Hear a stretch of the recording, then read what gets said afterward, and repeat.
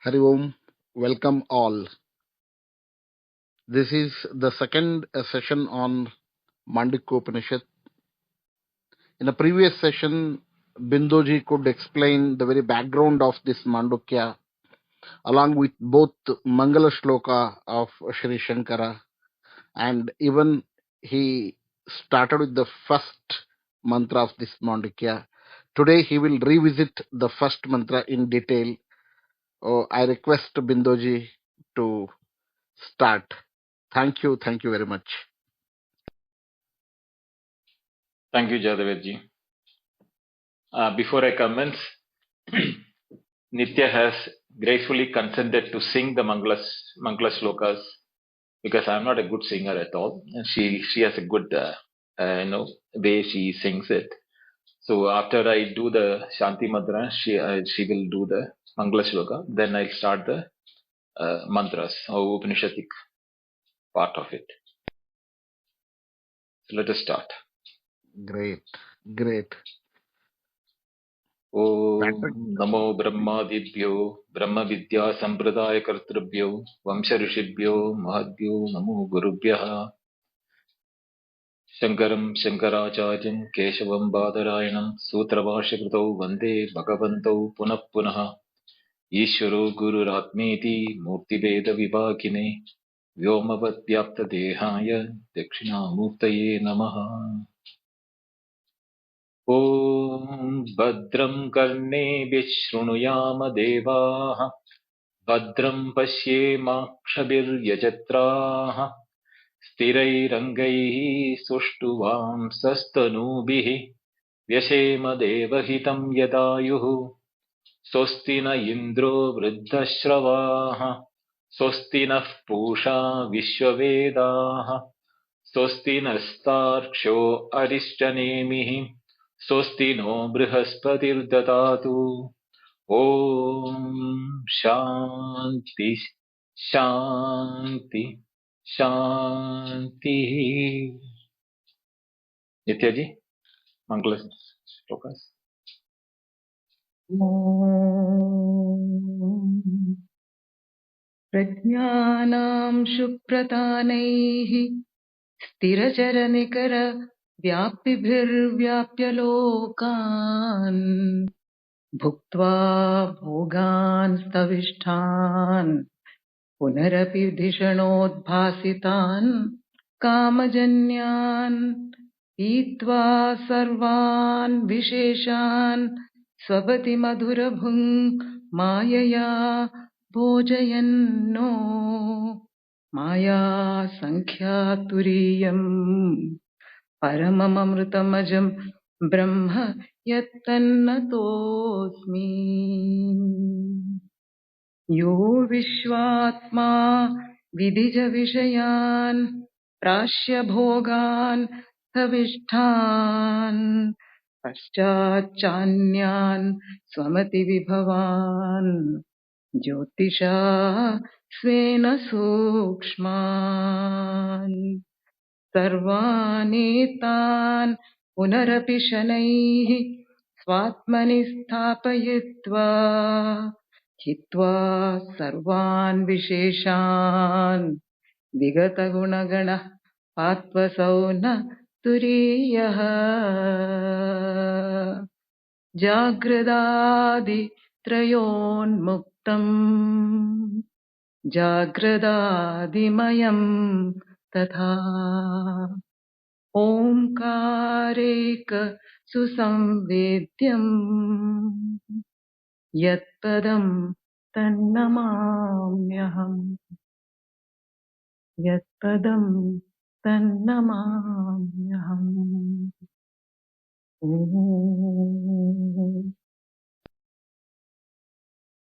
Thank you, Nityaji. Yesterday we saw that the methodology of production of sound.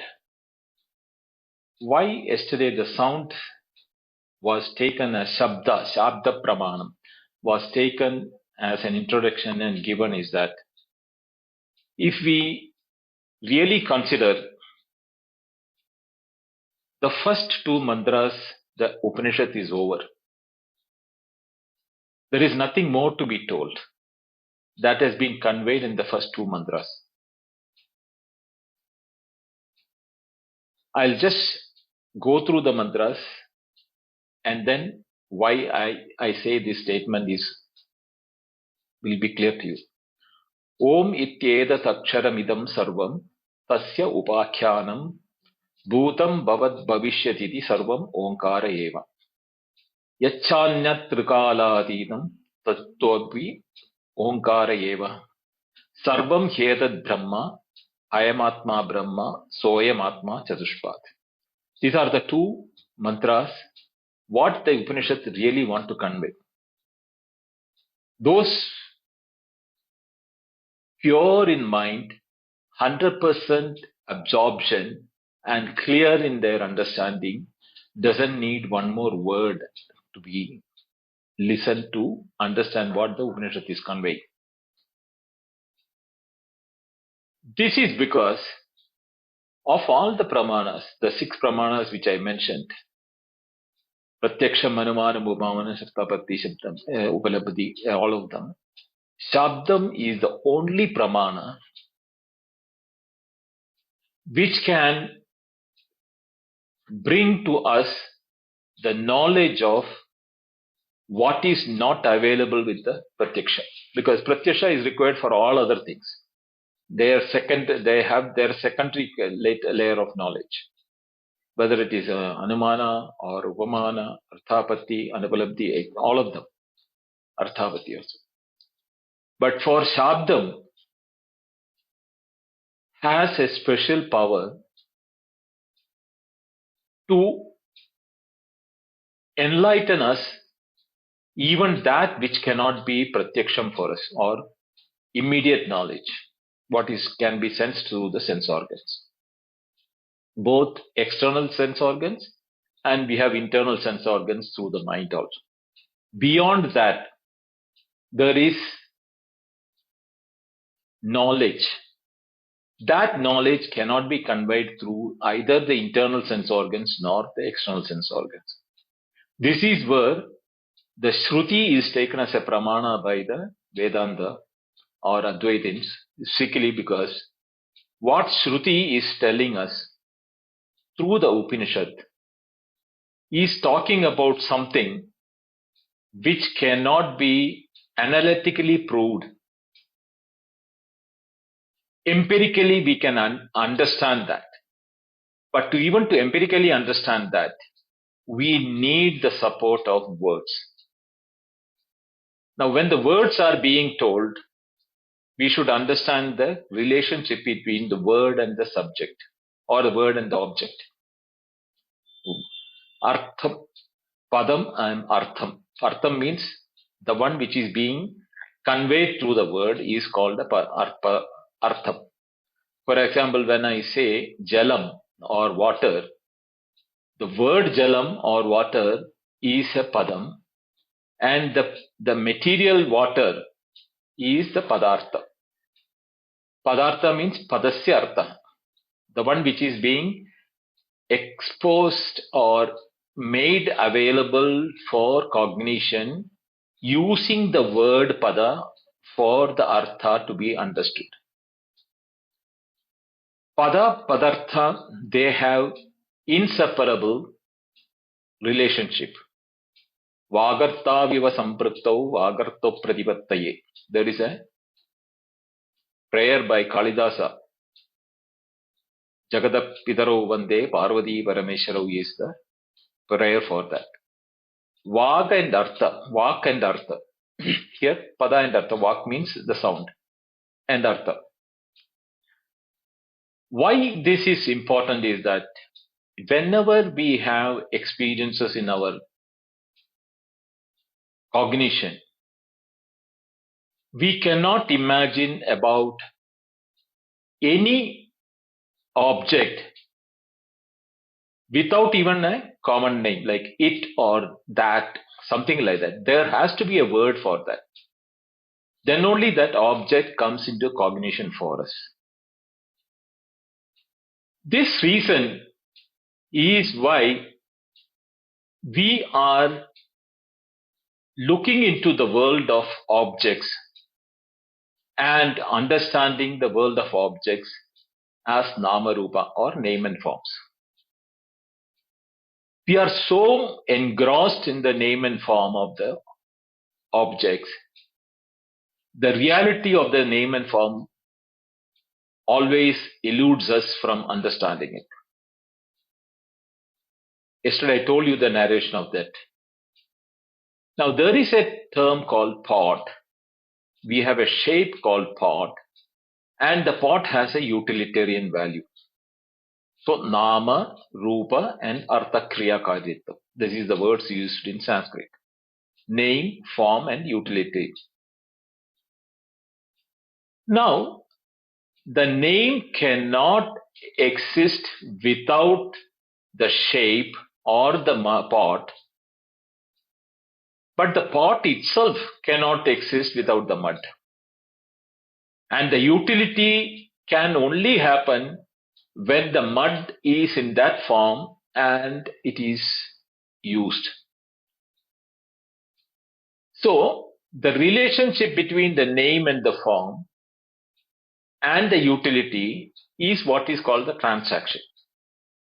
In our waking and dream, all what we are doing is transacting with the objects which has got names and forms. We cannot even imagine a situation of an experience which doesn't have a name and form. At least if you do not know its real name, you have to refer it as a common name like that or it, something like that. Whatever words we want to use it. This makes it important that from the time we are awake, from the time we know having a cognition or a perception, we are not even for an iota of a second devoid of the names and forms. If it can be not have a physical form or specific form, but at least the name conveys something because of the name. It need not be a concrete physical thing like happiness, sorrow. We know what it is. It has a name for it. And that is the name because of which differentiate between the happiness and sorrow also. But never a moment can we imagine of an experience without a name and form. Therefore, the Upanishad starts with the first mantra, Om it etad aksharam idam sarvam. Om is that one word, etad aksharam, idam sarvam. Idam means all this. All this, if you want to say with one word, there is only one word called Om. Now, how does the word Om become everything or stand for everything? Like the pot, the shape and the mud is called a pot. How does we say that Sarvam, everything which you can have a cognition or perception, the knowledge of all the things which we can know, that is included in the word Om. And therefore, and why is it called Aksharam? Naksharam, that which doesn't at any point of time die or decay. Because all experiences need words.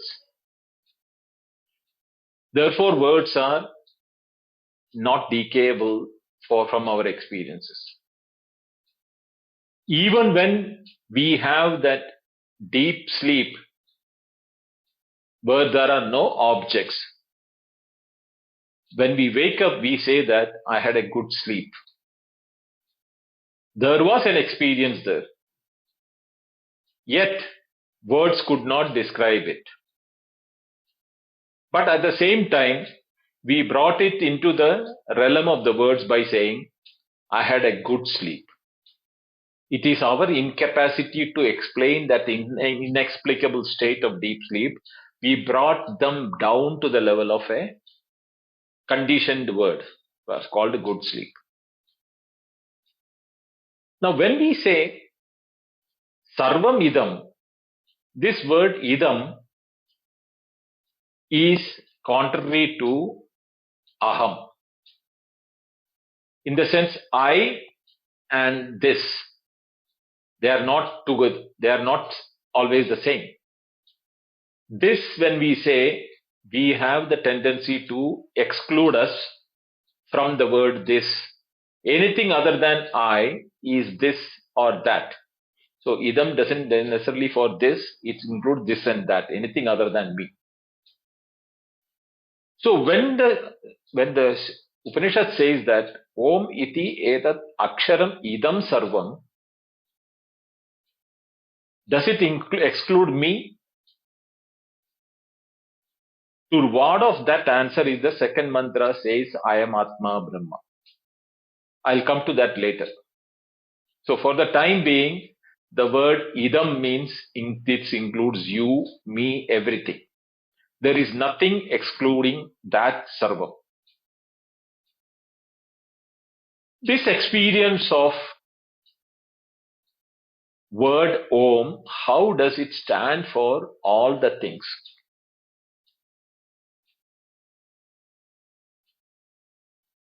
Later in the Upanishad, we will see that the word Om is a combination of akara means a, ukara means u, makara means m, and then there is a silence after that also.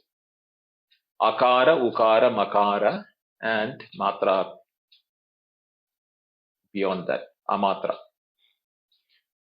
Because from that amatra, the word has to. Why does the rishis of those days come up with a word of Om? There was no religion at that time. Don't think that it is a Hindu religious sound. No, please understand that. This is word universal in nature. Whether you call alpha or apple or a or a in Sanskrit, all stands for the first sound we can make with our mouth wide open, which comes from the throat. The last one we will utter is when we close the mouth by bringing the two lips together is called m or makara, ardha. There is no a after that. So m is the word for it. And everything in between is denoted by one word u. Because u is that word where you are using the lip, you are using the tongue, you are using the nasal, you are using the throat also. So the entire mouth is in operation when you say u. Now, any name which we take has to be fitting in between the opening mouth akara and closing of the mouth makara. In any language, anywhere in the world. Without opening the mouth, nobody can utter a word. Therefore, any name of anything which is perceived fits into this word Om. Therefore, it is that aksharam or that word for everything as representative. Here it is called the Lakshanartha, Lakshyavachakam. It is indicative. It is not doesn't necessarily stand for that. Therefore, when such a word is known to the rishis, they didn't want to waste it on anything which is mundane or ordinary experience. They said that the only one which is deserving this name is that which is in everything. That which is in everything or that which is everything can only be called Om because everything is included in it. Therefore, Om is the Lakshyartha or Vachaka, Lakshya Vachaka for Brahma. The Idam Sarvam is also denoting Sarvam Khalu Idam Brahma, that mantra of the Brihadaranya Upanishad is here also, you can refer to that.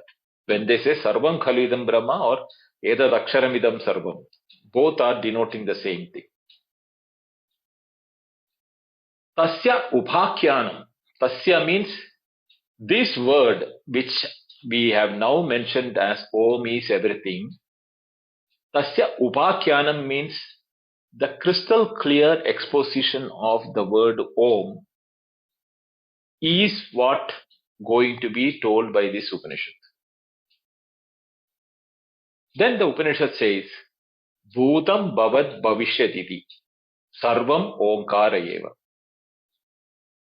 Bhutam means past, Bhavat means what is happening, Bhavishyat is what is going to happen future.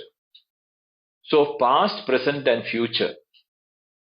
Sarvam Omkara Eva. So you can imagine the net is being spread over whether we are alive or not doesn't matter.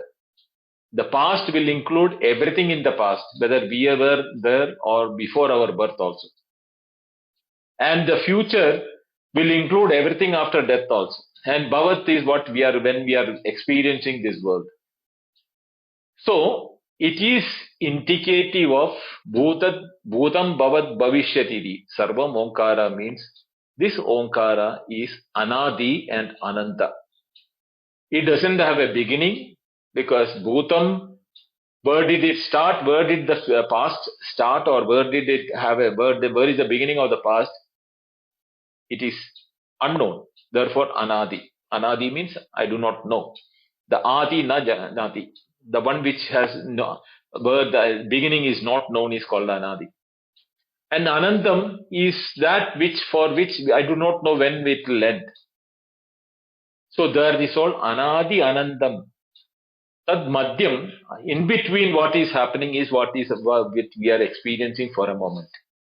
What we call it as, from the infinite point of view, our experiences are infinitesimal and what we call it as the present. And when the present came and it became past, we do not know. Every moment it is the transition between the past and the future. Future and the past is keeping on happening and which we think it is a present. Or etat sarvam omkara eva. Why does the omkara come in as for the in-between? Because all experiences, the subject, object and the knowing in that experiencing period of future, present and past is depending upon nama, rupa, names and forms. And therefore, all those things put together can be again brought in only into the word of Om. But does that mean past, present and future is a measure for Om? There the Upanishad takes us beyond that. What does it mean? Yatcha anya trikalatitam tadapi omkara eva. That apart from the three kalas, the three states of Bhutam Bhavat Bhavishyat, past, present and future, atitam, beyond that. Trikaladhitam means beyond so there the time itself has become irrelevant. Even before the time was born, or even before the time came into concept. Because time is also after all a nama. So even before the nama appears, even that is Omkara Eva. Because this is what the Upanishads will teach us. How does the Trikaladhita becomes the Brahma? Because the Amatra is going to invent the Akara, Ukara, Makara. After having spoken, before you see the next Om, there is a silence in between. That is representing the Kaladita. So when we look into it, we should understand that is that Upanishad telling something which is unique to this Upanishad? Shankaracharya in his Bhashya very clearly says, no. Vedanta Sara Sangraha Bhutam Prakarna Chatushtayam Om Ityad Aksharam Ityadi Arabhyate. This is the Chatushtayam, Prakarna Chatushtayam. There are 4 chapters which I told you yesterday. That is through which this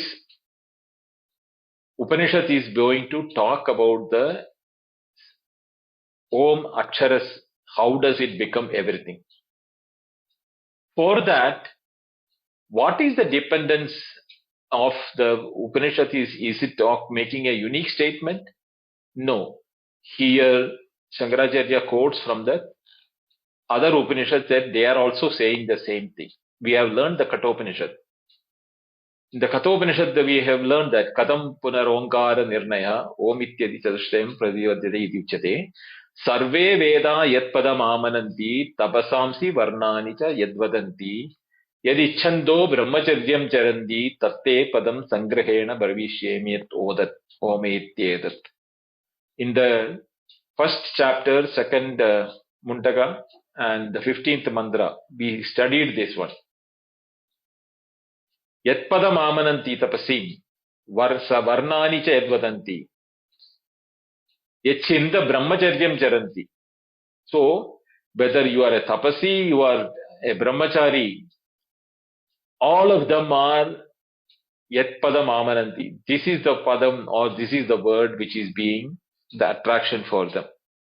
And that is why, which having yatpadam sangrahena, the Yama is telling Nachiketa that I'll tell you this sangrahena, because if he has to explain it, time is not enough because it's beyond time. So sangrahena, in brief I will explain to you because you can't explain it. Same is the case here also.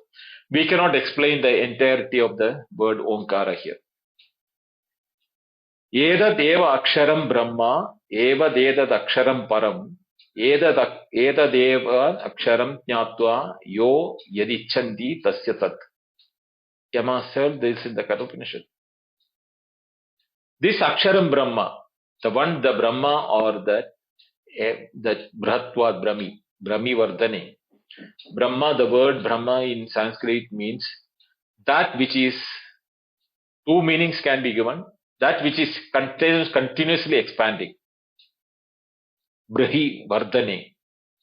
Or in which everything is growing, or in everything it is spreading. Both the meanings are for the word can be given for the Brahma, Brihi Brahma, Ardhanaityartha. And this is the Paramaksharam. There is no superlative word which can be used for such a entity where everything it is encompassing everything.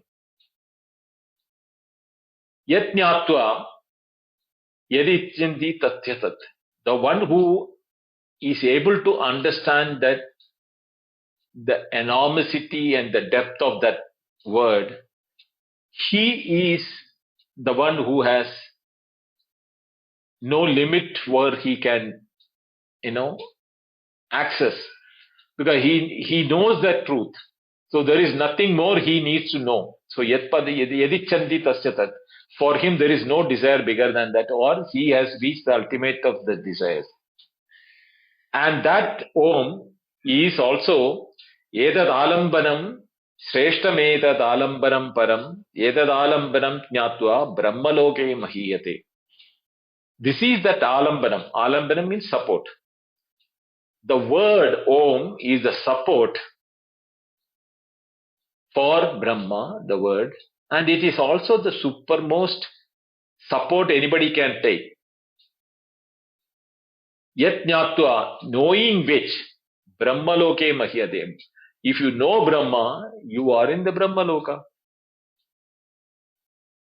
Brahmaloka here doesn't mean a special heaven.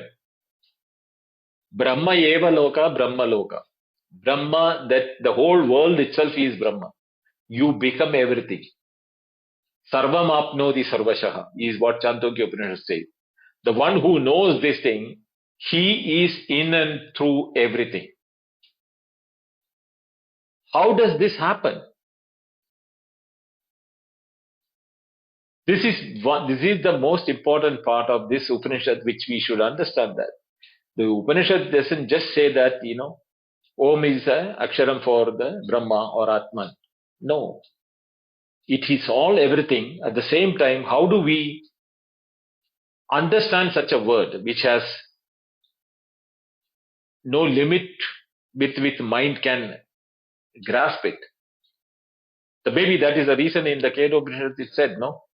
Yato vachendu vartande aprapya manasa saha, because mind cannot fathom such a thing.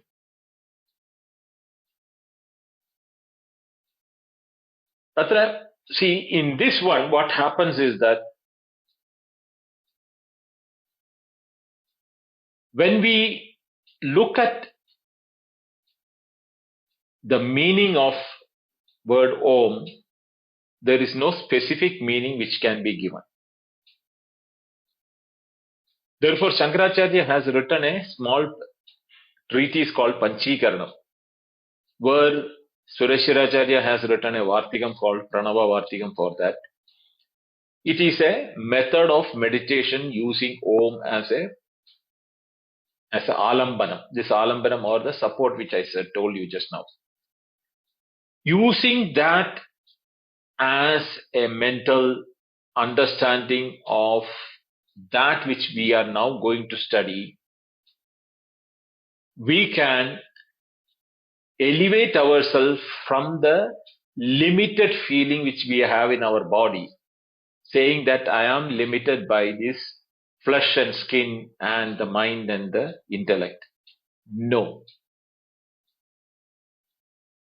This limitation is mithya or attribution which you are superimposing upon yourself. How does it happen that way?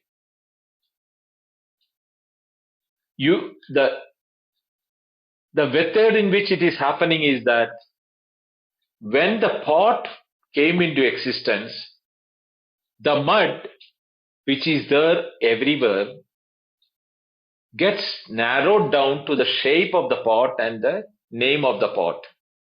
Therefore, it can do only that activity which a pot can do. Or if you look at a wave, there are multitudes of waves in ocean. They are nothing but ocean only.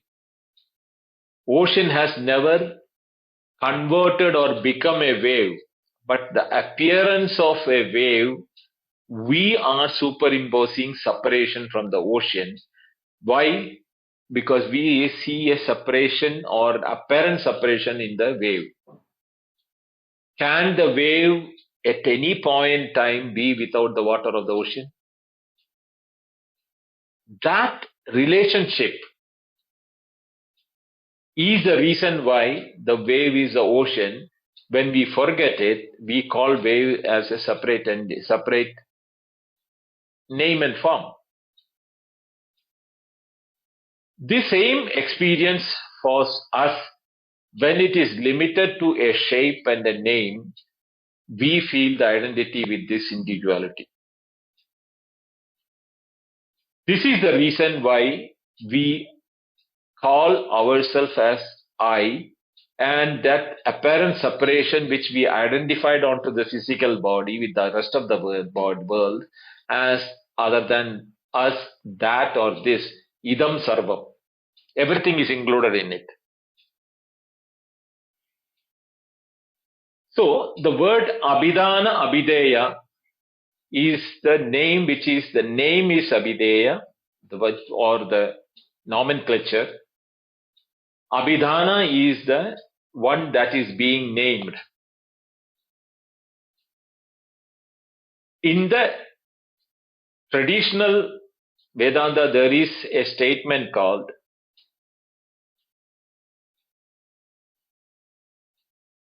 Abhidhana Avyatirekad Abhidhana abhidana vedasya cha omkara vyatirekat omkaram evam idam sarvam. What does Shankara mean by the say that? When we say that fire and the word fire and the object fire, it is so inseparable that we are anytime mistaking with the tone too. But at the same time, the fire word has no independent existence and meaning without the fire.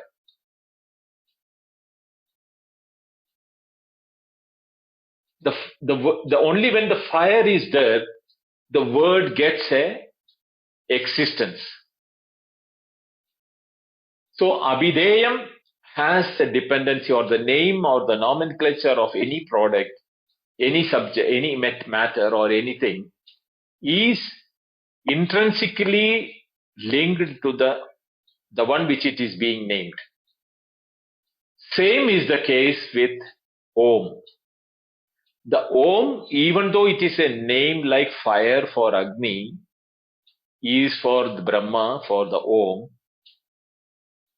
The reality of Om is Brahma. The word Om is used for the purpose of indicating Brahma, which is not fathomable with the sense organs. Because we can never think of Bhutam Bhavat Bhavishyat and Trikaladhitam. That which is within the past, present and future and beyond is not cognizable by even Manasapi Achintar. We cannot think even with the mind. Therefore, Om is the Alambanam and Abhideyam, or the name which is used for it.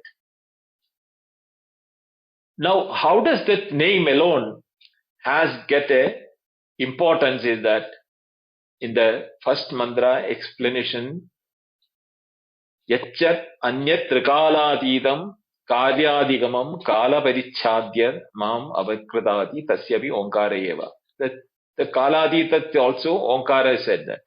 How does then Omkara stand for the Kaladita? For that, we should know what is the meaning of the second mantra.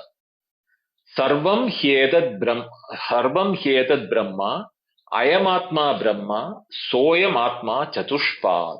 The word Chatushpad is the reason why that is required. Sarvam Hi Etat Brahma. Sarvam, everything. He indeed. Etat means this, Brahma. And Ayam Atma, this Atma, by indicating to the Upanishad is indicating directly to each one of us, saying that Atma, the meaning of the word is Atma is not a product or an object which is outside or anything. Atma means self. Ayam Atma Brahma, what does it mean? Yourself is Brahman. In other words, the other Upanishad Chandogya says Tattvamasi. There that Brahma word is not used. It is only here the word Brahma is used for the Atma. I am Atma Brahma. Yourself is Brahman. Why? Sarvam Hyedat Atma. All these things are Atma, cannot exclude you. So you as included in the Sarvam, I am Atma, yourself is also Brahma. Saha I am Atma Chatushpad. Therefore, this Atma has got four measures. Padam means measure, or Padam has got two meanings which can be, I'll come to that later. So, we have to now understand that the Upanishad is touching our chest and telling, you are Brahman. Each one of it, because Sarvam Yetat Brahma, there is nothing outside Brahma. Bhutam Bhavat Bhavishyat, all the three, and Trikaladhitam, in these three kalas and beyond the three kalas, Sarvam Hetat Brahma, if all of them are Brahman, how you can be out of that?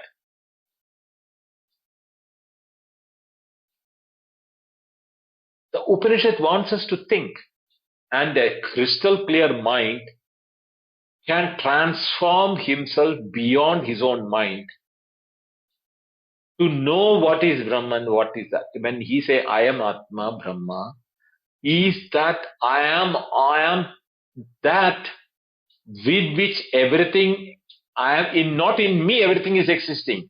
I am also in that thing which everything is being suspended, or if everything has got an existence.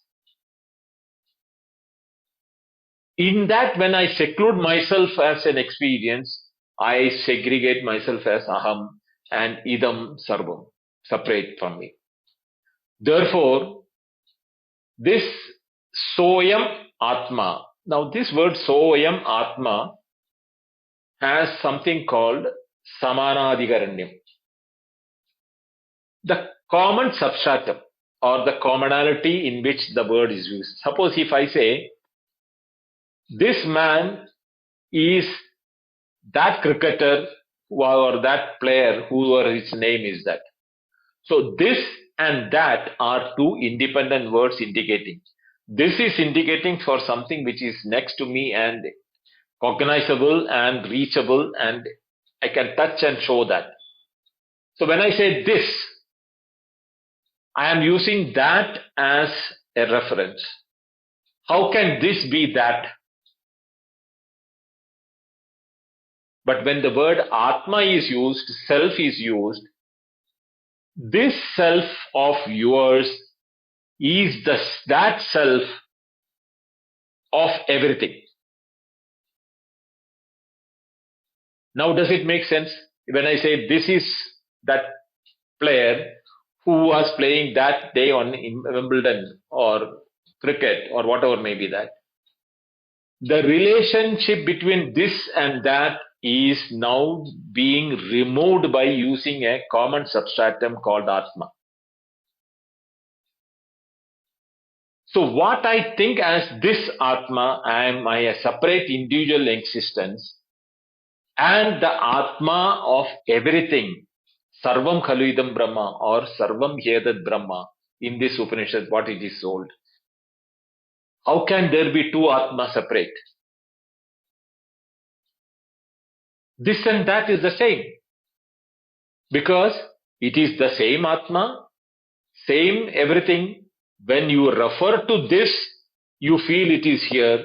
When you refer to that, it feels to be there. This and that is only a transactional reality, not in absolute reality. Both are the same. This wave which I am seeing is from that ocean, which is far and wide and deep.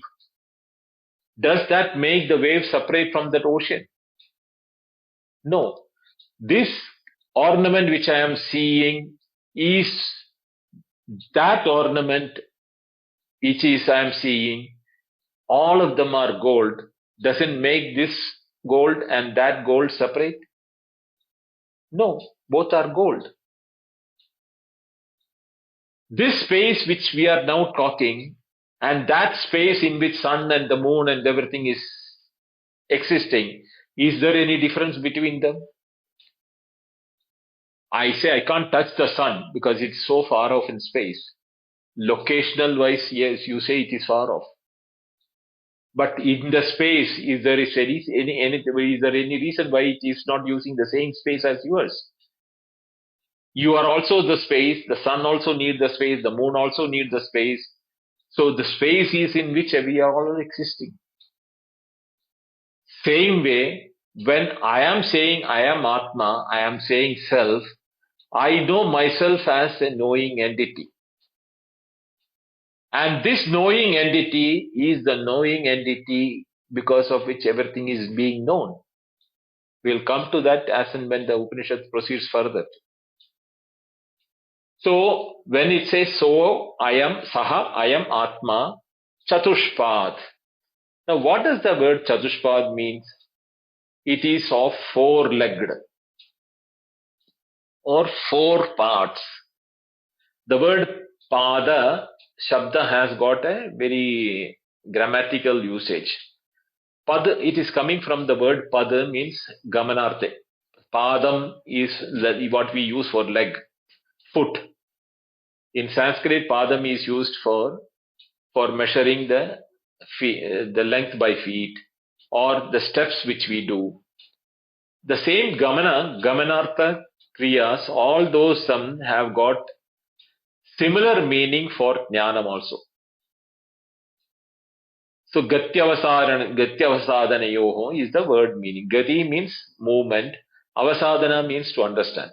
So all gatyartha dhatu or the dhatus which are where the roots which are indicating of movement is used synonymously for knowledge also in Sanskrit. So therefore the Chatushpad, Shankaracharya says in his Bhashya saying that don't think that it is talking about something like a four-legged animal like a cow or an elephant or a horse. It has got separate 4 feet in which they are staying. Therefore, it's a Chatushpad. It has got four-legged. No, the Chatushpad here is indicative of 4 quarters. The 4 quarters are indicating like 4 quarters of a shilling or a coin. By the quarter, when you have that this quarter is what this shilling is made, no. Any quarter is part of the shilling or the coin. Same way, when we say Chatushpad, it is part of the total. 4 put together becomes the total. There is one Akara, Ukara, Makara and Amatra. There are 4 of them. Jagrat, Swapna, Sushupti and Turiya. So when we are talking about these things in the future in the mantras, please understand that they are not independent existences like four-legged animals where each leg is separate. Even without one leg, the animal will still be there. But if 1 quarter is removed from a coin, the coin is not full. You cannot call it as a 1 pound. 1/4 shilling is a quarter, or whatever may be the currency which you are referring to. And here, the word should be understood that atra trayanam vishwadinam purva pravilapena turiya pratipattiriti karana sadhana padashabdaha turiyasyuttu padasya iti karma sadhana padashabdaha. The padashabda's explanation given by Shankara in the Bhashya is that by negating the purva, what is saying that it starts with the Jagrat, Swapna, Sushupti and the Turiya. It is coming to that one. So that is why the Chatushpadas are there. When it is saying that the Tena Padena means it is by the Tritiya or accusative thing. By the knowledge of the quarter of one of that, everything is known. Or Padamidi Padaha. The quarter itself is a knowledge, which indicates that under both the conditions, even though there is an apparent segregation into quarters, there is a substratum in which you can see the quarters. The quarters cannot independently exist without the quarters. Without the full as a background. The substratum in which that $1 or 1 pound, you has to be seen to see that the quarters exist together to make it as a quarter. The quarter per se cannot have the value of the full coin. Therefore, by 1 quarter, everything is not made. At the same time, every quarter has got its own independent existence. Therefore, the quarter and the full are inseparable for their own existence. Therefore, I am Atma Chatushpad. How does that happen? This Atma has got 4 legs. Does it have a four separate experiences? No. like the quarter makes one full coin, this Atma is inseparable from all the four quarters. Here there is a normal misconception among some of the teachings that Turiya is separate from the three. Jagra, Swapna, Sushupti. Turiya is separate from them. They call it as a Avastha, Turiya Avastha. No, it is not an Avastha. Avastha means status. It is the three quarters makes a full only when the fourth quarter is added. The full is irrespective which quarter becomes what. The fullness comes when you are understanding what are the three quarters, then you understand the full. Therefore, the three are to be known to understand the full. To explain that, the Upanishad is now moving to the explanation of Akara, Ukara, Makara, which will come later. But before that, the Upanishad wants to tell us what are the three states of experience. Jagrat, Swapna, Sushupti. So this Jagrat, Swapna, Sushupti is told in the third mantra by Jagrat, fourth mantra by Swapna, fifth mantra by the Sushupti, and a mundane definition of the Turiya in the sixth mantra, Esha Sarveshwara Esha, like that. But what is that?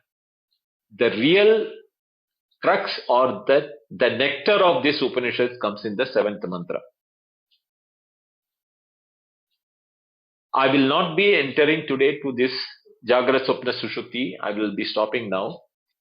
But in the next class, we will take each of these experiences of Jagrat, Swapna, Sushupti as per the Mandukya.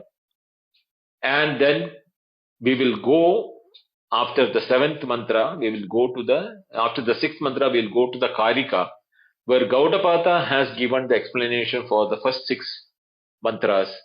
We will study that, then go to the seventh mantra with Shankara Bhashya in mind. Because that Bhashya of the seventh mantra is unique and exemplary. There is no substitute in any philosophy for that Bhashya of Shankara on the seventh mantra. So there I am taking a liberty, even though people who are not knowing Sanskrit will have to bear with me because I will not leave you in darkness. I will take the Sanskrit words, I will explain that and make sure that how Shankara has explained that entire mantra in his own thing. And this Bhashya mantra of the seventh mantra, has not been excelled by any philosopher known till date. So it is mandatory that we, at least I take an effort to make it available to those who are listening. To the best of my knowledge and to the best of what I have learned from my masters, I will try and explain it. But first we'll have to complete the other mantras before that. Okay, I'll stop here now for today. Om Purnamada Purnamidam Purnat Purnamudachyate Purnasya Purnamadaya Purnameva Vasishyate. Om Shanti Shanti Shanti Harihi Om Shri Gurubhyo Namaha Harihi Om. Thank you all.